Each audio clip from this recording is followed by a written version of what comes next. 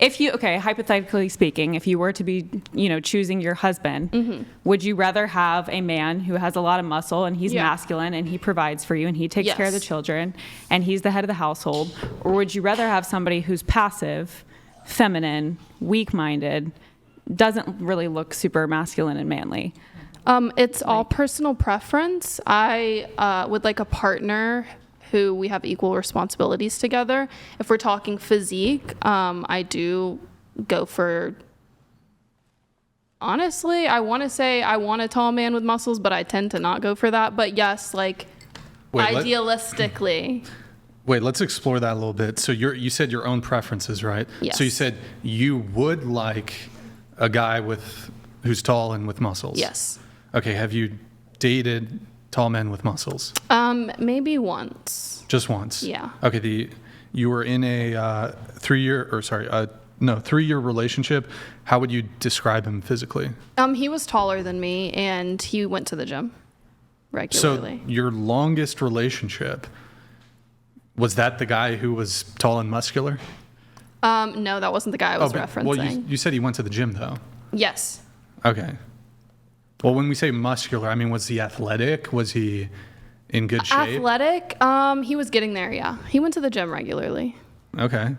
But also, again, this is personal preference. I don't think we should force every man to have to be this protector of the household and stuff like that. I think we should. I think it leads to the downfall.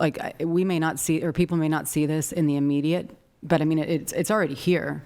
But long term, you're looking at really the downfall of society in a sense, not just that alone, but, and I don't disagree that women should be able to do, all of these things as well, right?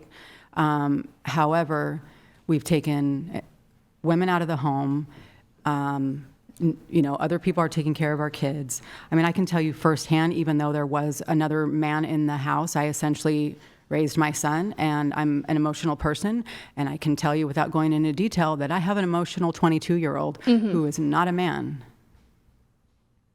And we see it all around us. We have, this lack of masculinity, and I think that it's being looked at as it's a bad thing to be masculine and a caretaker, and to, even if you want your wife or your significant other to stay at home or things like that. I think when you look as a whole to society, you see why it's necessary, even if, for me, that means I might have to give up things I want, because there are certain things that I like. I don't necessarily want to be at home all the time. But if it's for the greater good, then I would forego that. And I think we have to consider the betterment of society as a whole. Mm-hmm. I believe it's also because, we were talking about earlier, women are naturally more emotional. And then we know that men, they're just built stronger. So it's men should work on that privilege, that benefit that they already have, that they're stronger so they can take care of the house whenever there's anything that's physical that's needed. And then women like us, we should be more with the kids, in tune with them, and talking about these emotional things and helping them to overcome certain troubles. You know what I mean? Mm-hmm. Yeah. Well, Jazz, I think you're going to probably disagree with her. She said, I'm just repeating it, that women are more emotional. Do you disagree with that?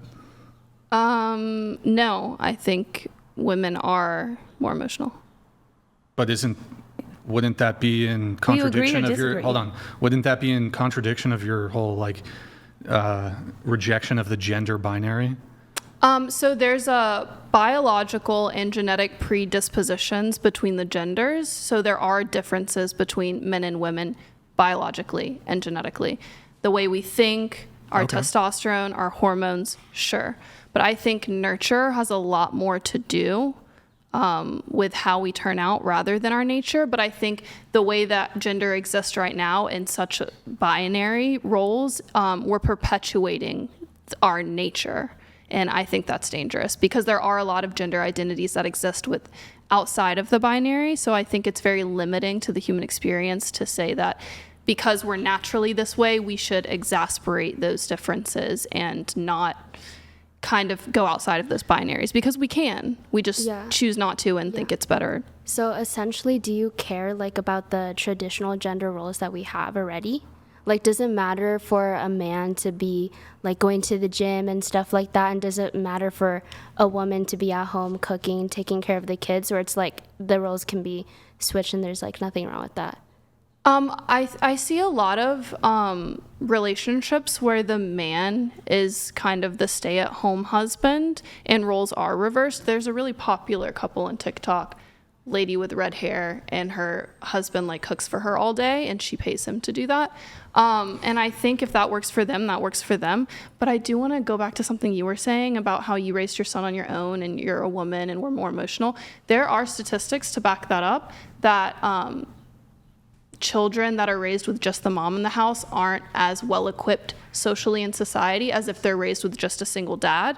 And I don't think that's because women are incapable of giving that. I think the way society is constructed, women have to rely on men so much that when the man is missing, then we kind of fail in a sense. And I think that that's wrong. I think we have just as much as an ability to raise somebody, but in the way that we structure gender now in society, it makes us kind of incapable and unable to. I don't disagree that we are not capable of raising children on our own, but I'll speak for myself. Yeah. So I'm more likely as a mother, as a woman, to give into things that a father would say, no, things are going to be this way and this is how it's going to go.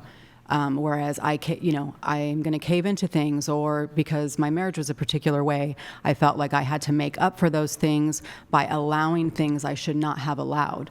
There's definitely, mothers out there who can be very strong, logical, make those decisions and stick to those decisions. But by nature, we are not necessarily like that. And I can see it with my daughter's father. There's times where I think, oh, he's being mean. But over the last few years, as I've come into realizing that there's order for a purpose, I see where it's okay if dad sounds mean, or if he's more demonstrative and things like that. So I've come to actually appreciate that and understand the need for it, because I couldn't do that on my own. Mm-hmm. Yes, there are times where my kid does something wrong and I'm going to raise my voice and I'm going to be very firm and this is going to be what it is. But ultimately, generally speaking, a man serves a different purpose, right? We complement each other. And so I do think that, I could go into, the whole feminist, the origins of feminism, not the origins, but some of the reasons behind it is pulling the woman out of the home and creating this disharmony for our children. And again, I went to school, I worked, full time. I was not a stay-at-home mom. And if I had it to go back to do again, despite the fact that, I would have craved more intellectual stimulation than being at home all day, I would have done it because I think ultimately it would have been the best thing to do at least for my son. Yeah.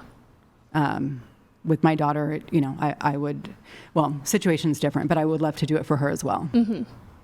I just would disagree that it's purely nature is the reason that these are the outcomes. I think we perpetuate our genetic differences so much in societal roles that women are incapable in certain areas, like you said, to say no and to do the dad role. And I think it's because we push those roles so much, when if we kind of destructured the way that we had gender identities, then women could be a whole person in a way, and men could also cater to people emotionally and on a different level. I think that it's always been this way. Like, I'll even grant that if you go way back into ancient societies, if you want to talk about genders and such, there's old or ancient societies that had multiple genders, right? But setting that aside, if you look back at all throughout time, women had a particular role, men had a particular role. And it's actually, I think it gets demonized, but in actuality, it's a really beautiful thing. And we're trying to change it to fit this new box that's been created. And I just think order exists for a reason. I'm not, nothing against particular people or anything like that, but I can say that, and it doesn't have to be my age. It could just be, the fact that I've learned a little bit more over the last few years. I just think it all serves a purpose. Once you see things, they all fall in line instead of trying to like having a Rubik's Cube and trying to make all these pieces fit when they don't really fit. It just seems to be that way. I don't, you know. I would like to go back to what you said about pushing traditional roles on men and women is dangerous. But we actually, I mean, in the past, I don't know, 20 years or so, we haven't been pushing those traditional roles on men and women. We've actually been doing the opposite. And society has gone downhill